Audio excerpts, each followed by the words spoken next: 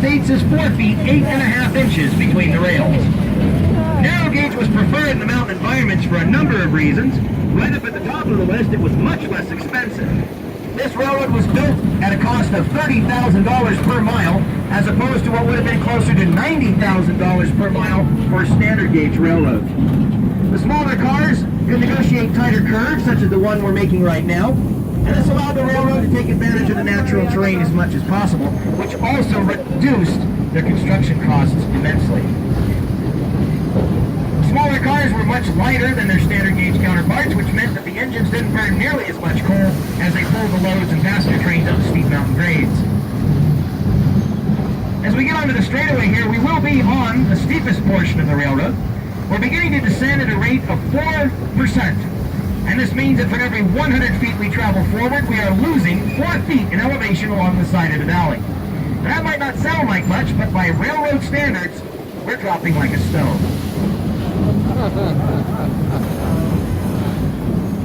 And speaking of stones, off to both sides of the train, we are passing through a rather substantial boulder field. These rocks were ripped from the sides of the mountains as the glaciers retreated at the end of the last ice age and were deposited here on the forest floor. When the railroad arrived here in 1882, the only way for them to clear a path through that boulder field was to use hammers and chisels to drill holes into those rocks about 12 to 18 inches deep, pack those holes full of gunpowder, and then blast them into pieces small enough to be shoved aside where you can see them laying at rest today. This was dangerous and backbreaking work, to say the least, but this is how all of the Western railroads were constructed.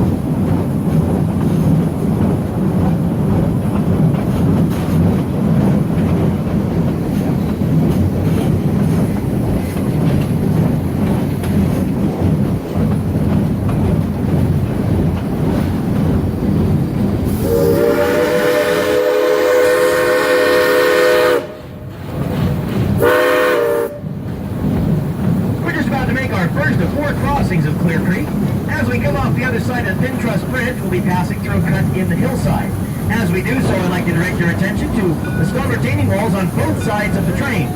These were built in 1882 and 83 in a method known as dry stacking or dry stoning. There is absolutely no mortar whatsoever holding these stones in place. They were cut in such a way that gravity holds everything together. These walls have been doing their job since the 1880s as a silent testament to the skill of the Cornishmen that were hired to build them, as in the last century they have required little if anything in the way of maintenance.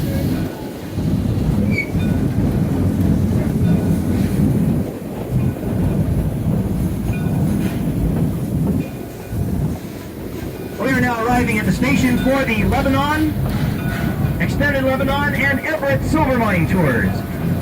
If you have purchased these optional tours, once the train comes to a complete stop as indicated by a single blast from the whistle, please make your way to one of our 2 lowered exit ramps. Please have your tickets out for the guides to inspect, and they'll put you on the proper tour. Please make sure that you have all of your personal belongings with you, as you will be here at the mine site for a little over 1 hour.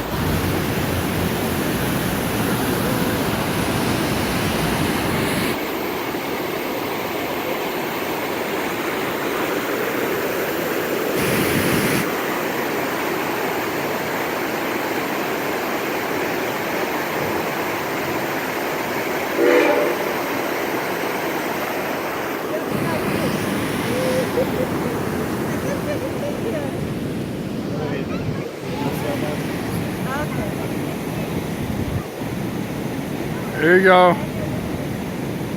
Everybody look over here.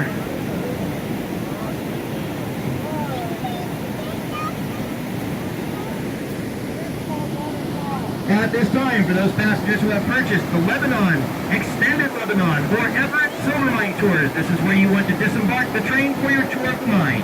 Please make sure that you have all your personal belongings with you. We'll pick you up on the next trip down from Silver Plume to complete your ride over the loop.